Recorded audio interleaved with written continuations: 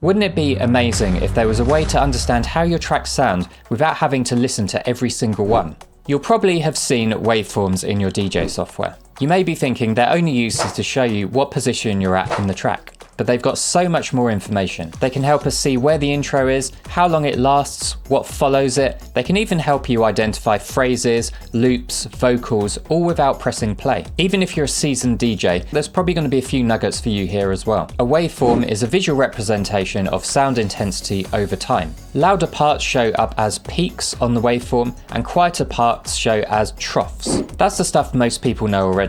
But in DJ software, they also show us frequencies. Once you've added your track into your DJ software, you should see the waveform appear with a big overview at the top and then a zoomed in version on the bottom. Assuming it's analysed it properly, what you'll notice is it's added these little bars on every spike in the waveform. These bright white bars with the red triangle on top are the start of a bar, and there's 4 beats in every bar indicated by these slightly faded out grey ones. This is to help you easily and quickly identify the phrases in a tune. If you're not sure how beats, bars and phrases work, I've created a free ebook guide that you can grab in the description. As a quick tip, if you load your waveform and it's not put the bars in the right place, here for example it's added the bar in the middle of the beat, a quick way to change this in Rekordbox is to move the playhead to the kick drum and then go into grid here and click this little bar icon here. As you can see, the grid is now lined up with your beats. One of the easiest and fastest ways to use a waveform to help you identify what your track sounds like is to look for big differences in intensity. Look for areas where a big peak goes straight into a trough.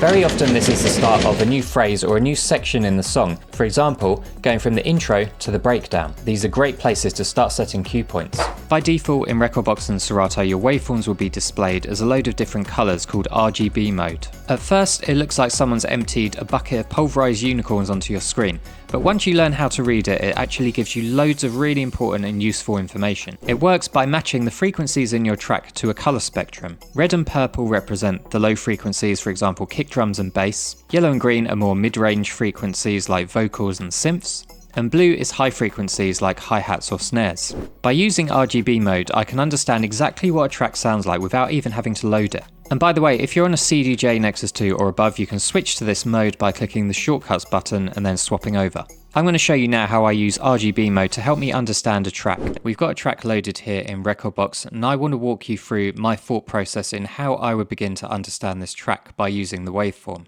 The first thing I always look for is where's the drop. As we can see on our overall waveform at the top here, we've got this section at the start which is all fairly flat. We get a little bit louder here, and then this red section here looks to be the part of the track that's got the most volume and energy. I can confirm that by heading to that part of the track and having a look at what happens just before and just after the start of this bar.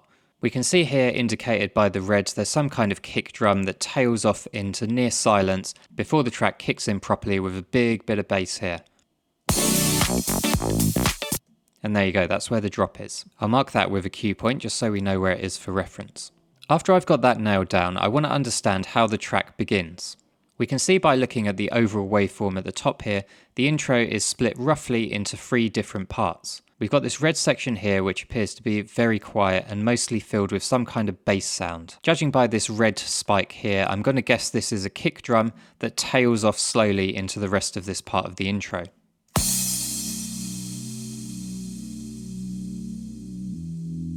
Yep, so we've got some kind of low bassy organ type sound. We then move quite quickly into this green section, and green or yellow sections are normally mid-range kind of sound, so it could be percussion, it could be an instrument.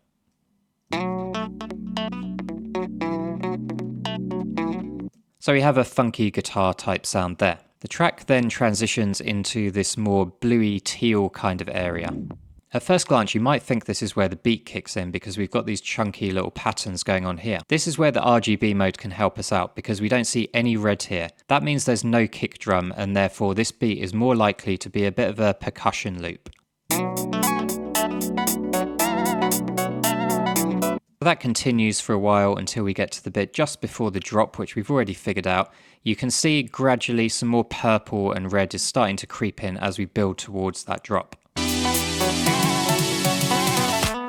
The track chugs along for a while until it gets to this next section here, which is the outro. This is mostly reddy purple, which indicates that it's some kind of bassy sound. But because we don't have many of the waveform spikes that are commonly associated with a kick drum like we've got over here or over here, we can work out that this outro is mostly instrumental. That can really help if you're planning to beat match over the top of this, because it means you might want to start your mix a bit earlier before we get to this section. If you're using Rekordbox, it's possible to take this even further. Did you know it's possible to customize how your waveform looks so you can get even more information from it? Go to Preferences, go to View, scroll down until you get to the Waveform section, and then select the mode using these color toggles here. These let you view the waveforms in different ways depending on your preferences. RGB mode is the default. We've got the classic Pioneer blue and then the newer free band version, which breaks the frequencies down into 3 clear sections.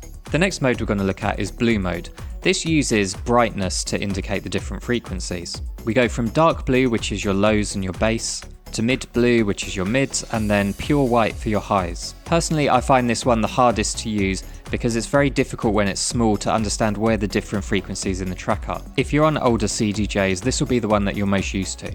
The final one is the free band mode. This one looks a bit like Smurf Vomit and breaks down the frequencies in your track at a particular point into 3 distinct colours. Blue is lows, ambers is mids, and white is highs. The amount of each colour at one point in your track shows you the different breakdown of how much of each frequency is present. I quite like this mode because although it's ugly as hell, it really helps pick out the kick drum. Now you've learned how to read waveforms, the next step is to use them to help you set cue points. That's why you should watch this video next, where I share a load of time-saving tips for Rekordbox that help you process your tracks really quickly.